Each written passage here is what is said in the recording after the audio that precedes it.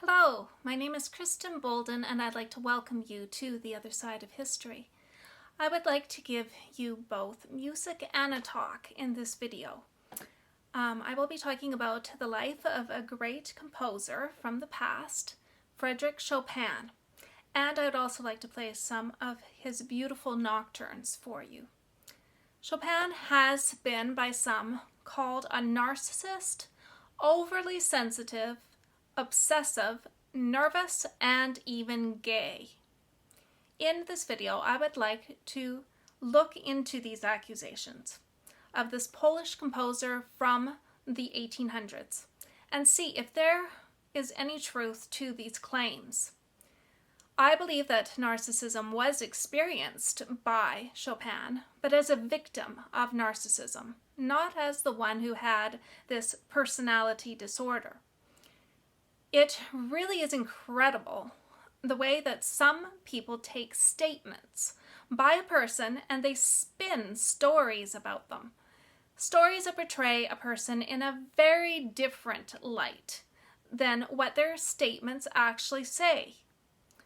For example, there is absolutely no proof that Chopin was gay. There are some who do not have any understanding of the culture or the language that was used in the beginning to the mid-19th century.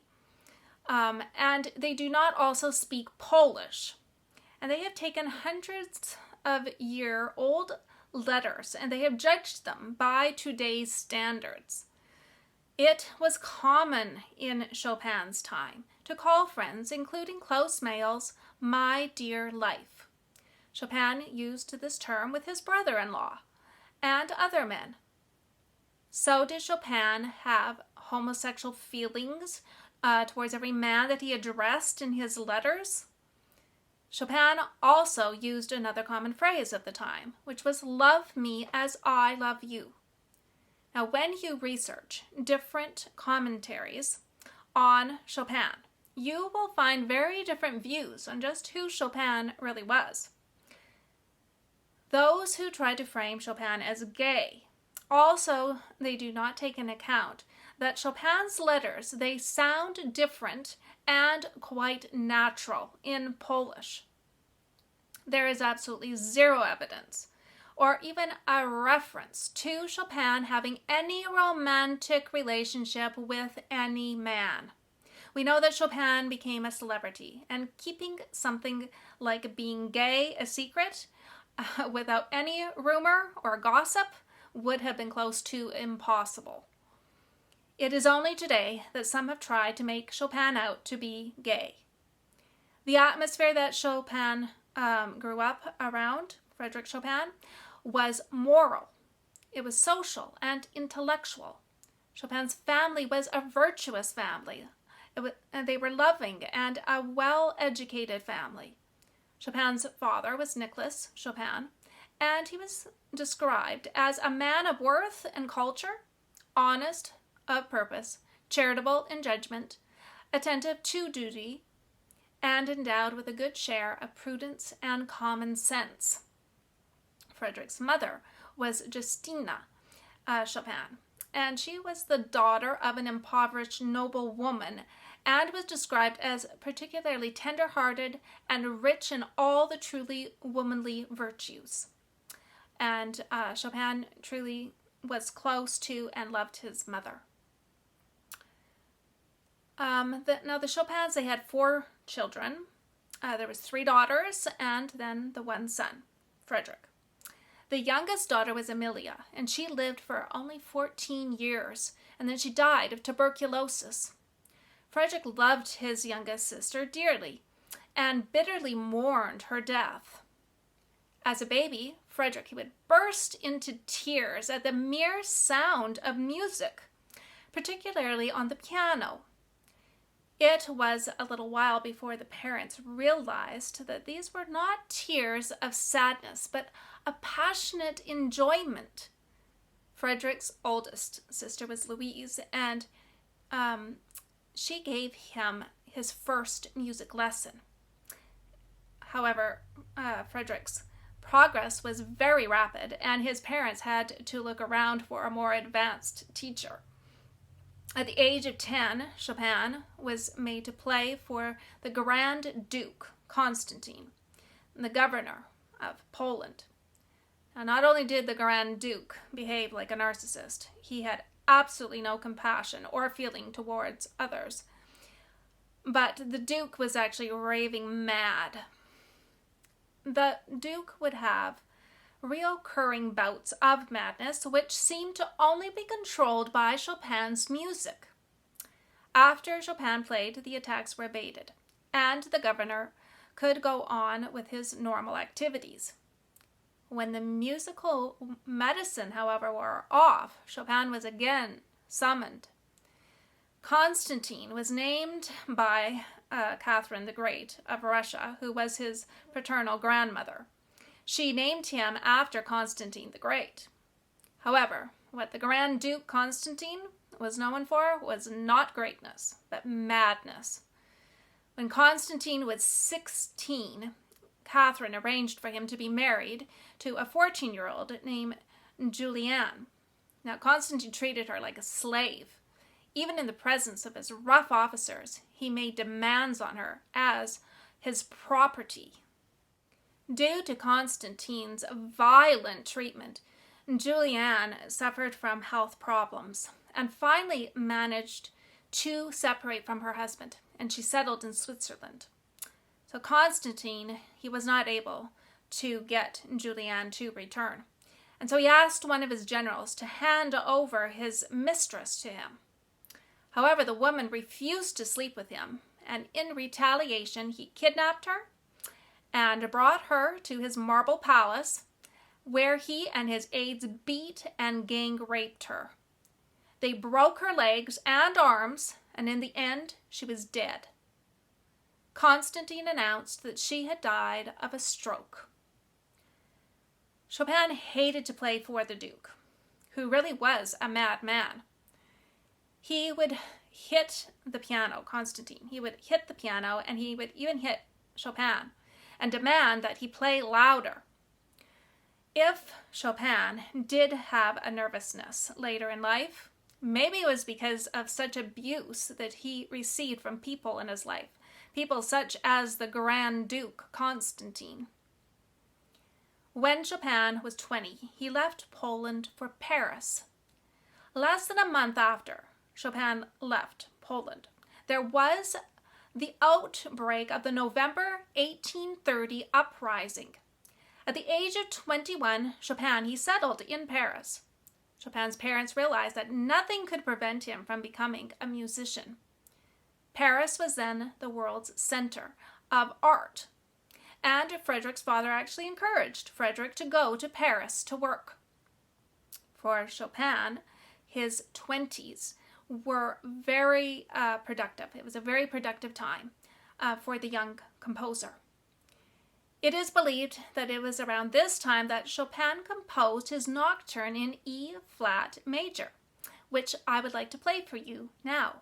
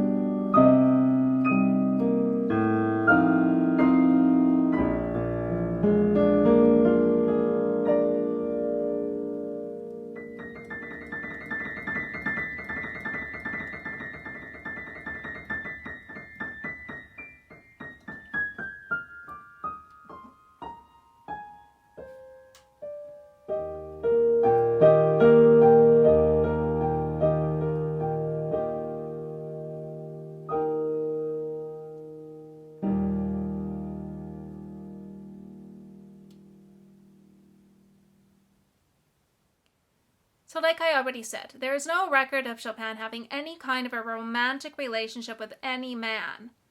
But he did fall in love with a beautiful opera singer, and her name was Constantia. Now, Chopin was 19 when he fell in love with Constantia. It was said that they even got engaged and exchanged rings. The letters that Chopin wrote to her expressed the romantic love that he had towards her. However, the engagement fell through. In 1835, Chopin fell in love again to a lady named Maria and got engaged again. However, her parents broke it off because they were worried about Chopin's health. Chopin suffered from tuberculosis, the same sickness that took his youngest sister. In Paris, Chopin met another person who I believe had a narcissistic personality. In Paris, there was this wealthy baroness who was a writer, and her pen name was George Sand, which is the name that she is best known by. She chose a male name for her writing because men were more recognized back then than women were. However, Sand did not give herself a man's name only, but she also enjoyed dressing up and acting like a man. She had been married and had 2 children, but she had gotten a divorce and was financially independent and wealthy. Sand was a loose woman, and she also liked to be in charge. Many of her men were kept men.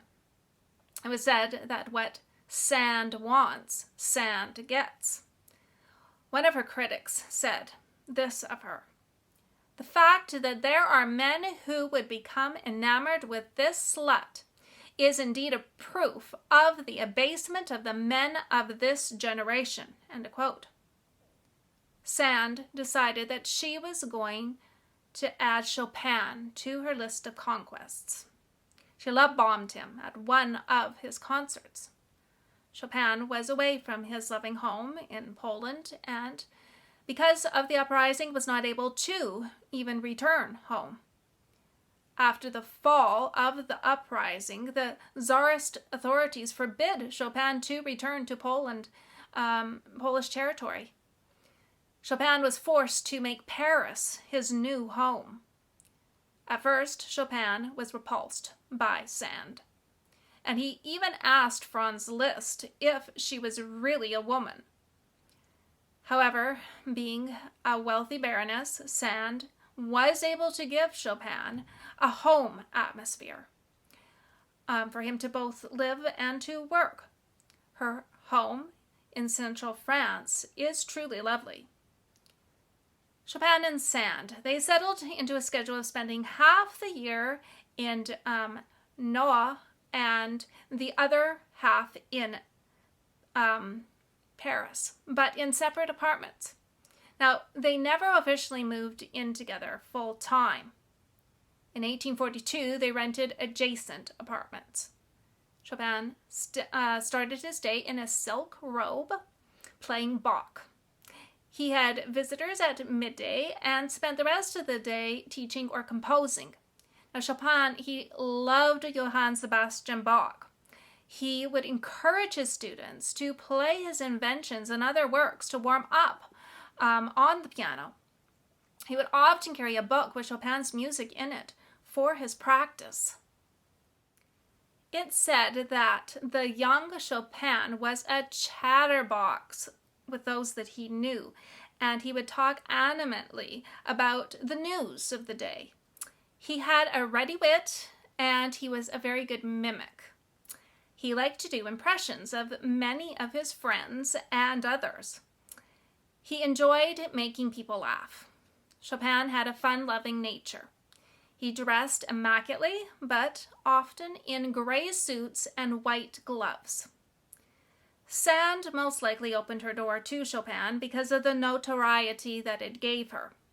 Chopin was 17 when his youngest sister had died of tuberculosis. He had also contracted tuberculosis and had suffered with sickness most of his life.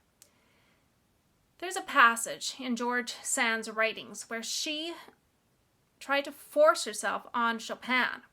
But Chopin acted so shocked and devastated that she said that she never dared try it again. It is possible that this was the only sexual encounter that Chopin had in his 39 years that he lived.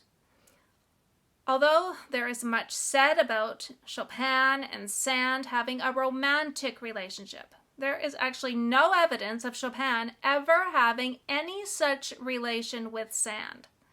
In 1847, Sand wrote to a friend. She said, "For 7 years I have lived with him like a virgin," end of quote. Chopin actually annoyed Sand, probably because she could not control him. She would use insulting names for him, saying that he was a child, a little angel, a sufferer, and a beloved little corpse. These terms were used in a negative context when Sand would vent to others about Chopin. To me, it sounds like Sand may have had the narcissistic personality. She was very good at attacking those who she was not able to control. Sand even wrote a novel about Chopin, feebly veiling his identity. She shared, or more like invented, juicy gossip about Chopin. This is a narcissist's preferred and normal method of dealing with those that they oppose. They are good at demonizing and devaluing. Chopin would not acknowledge the novel, and he refused to read it. To try to insult, devalue, and destroy someone who you are not able to control is a telltale sign of narcissism. There is a proverb that says that the hunter, not the lion, gets to tell the story. It seems like it was Sand, and not Chopin, who got to tell the story about Chopin. Chopin actually says very little about Sand, but we get plenty of negativity about Chopin from Sand. Sand had a boy and a girl. Her son's name was Maurice, and her daughter's name was Solange. Now, Sand's son was the golden child. Maurice seemed to be his mother's favorite and got along better with his mother. Now, Solange was outspoken and did not get along with her mother. Sand describes her daughter as willful, ungrateful, and selfish. Of course, in contrast, Sand portrays herself as generous, self-sacrificing, and loving. Yet this depiction of self-sacrificing love seems to rather be a profound self-interest. Sand's writings allowed her to exercise a power over Solange's expense. It was noted that she treated her daughter as an object. It seems that Solange alternated between opposition and submission to her mother. Many letters show how Solange totally submitted to Sand's wishes, usually after Sand punished Solange for insubordinate behavior. However, eventually, Solange found others as a support system for herself. And her mother then accused her of being a prostitute. Now, Chopin was one of Solange's supporters. And Sand, she fabricated a story that Chopin had an inappropriate relationship with her daughter. But there is, however, no historical evidence to support this story. At the age of 19, Solange married a sculptor that was 32.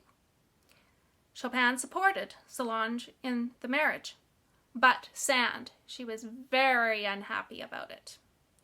If Sand had a narcissistic personality, and I think that she did, Chopin would have been living in a cold social climate. Narcissus can be warm, and sometimes you even feel like you are on a balmy island, tropical island. But more often than not, you have to put on your warm coat and your boots and protect yourself against their devaluation and their lies. Chopin composed a nocturne, which to me seems to depict a stormy night. I believe that Chopin did have his share of storms in life. And at this time, I would like to play for you this nocturne. It is Opus 72, number 1.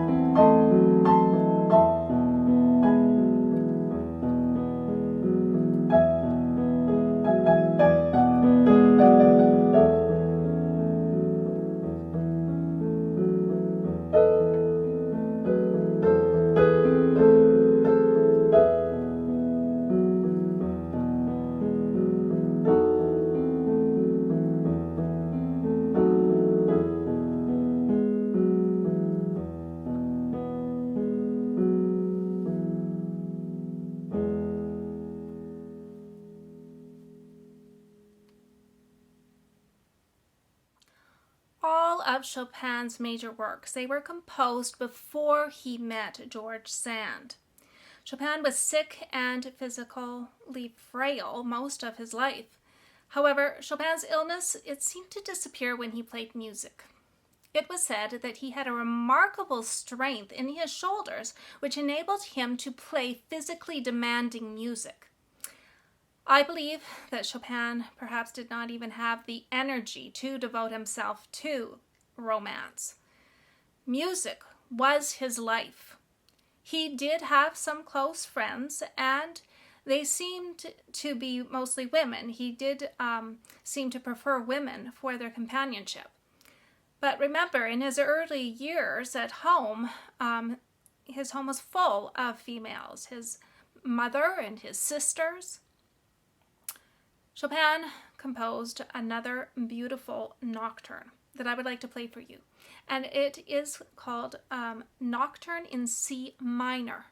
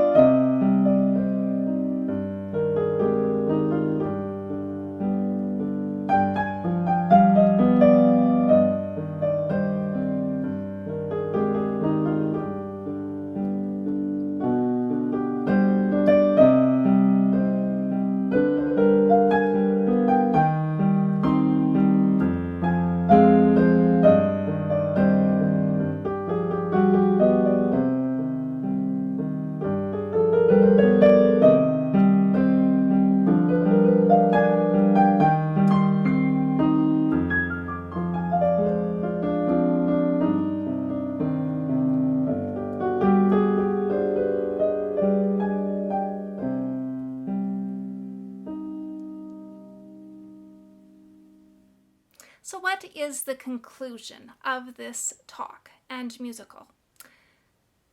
Frederick Chopin has been called the poet of the piano. It is possible that no one has ever achieved more with the piano's capacity to create a world of color and sound than did Chopin. Chopin makes the piano sing, so to speak. It's been said that when playing Chopin, the left hand is the conductor. It must never waver or lose ground, no matter what is done with the right hand. In other words, the time can be pulled about in the right hand, but not in the left. The effect produced is very expressive and emotional music. After Chopin and Sand ended their friendship, Chopin was taken care of by a lady by the name of Jane Stirling. She was Chopin's piano student and also a very good friend. There is an account where Chopin collapsed in Jane's arms backstage as soon as he finished playing a concert. Jane took care of Chopin in his final days of sickness. It is possible that Jane would have liked to have married Chopin, but in 1848, a year before he died, he said that because of his ill health, he was nearer to the coffin than to a marriage bed. End quote. Chopin was fearful in being buried alive and asked that his heart be taken out before he was buried. His heart was cut out and sealed in a crystal jar and smuggled past the Russian authorities into Poland. Chopin died at the age only of 39 years. He died just 2 years after the breakup with George Sand, and many of their friends thought that Sand had actually killed Chopin. Sand was very good in understanding herbs and plants for healing, and she had done definitely nursing on Chopin when he was with her. So France mourned Chopin's death for a whole week. The front of the Notre Dame was covered with a giant sheet of purple velvet from top to bottom with the giant initials stitched on it, FC, in silver thread. The streets were lined with mourners. Sand's daughter, Solange, was by Chopin's bedside when he died, but Sand refused to even attend his funeral. When Chopin died in 1849, Jane Stirling managed his affairs and put his manuscripts and compositions in order. This is what I have found from my research on the man, Frederick Chopin. If this topic is of interest to you, I would encourage you to research for yourself the history of Chopin, and perhaps you will come to the same conclusion that I came to as to who really this man, Frederick Chopin, was. I hope that you have enjoyed this talk and musical. And if you have, I would just also encourage you to click on that subscribe button. I want to thank you for listening, and I'm wishing you God's blessings.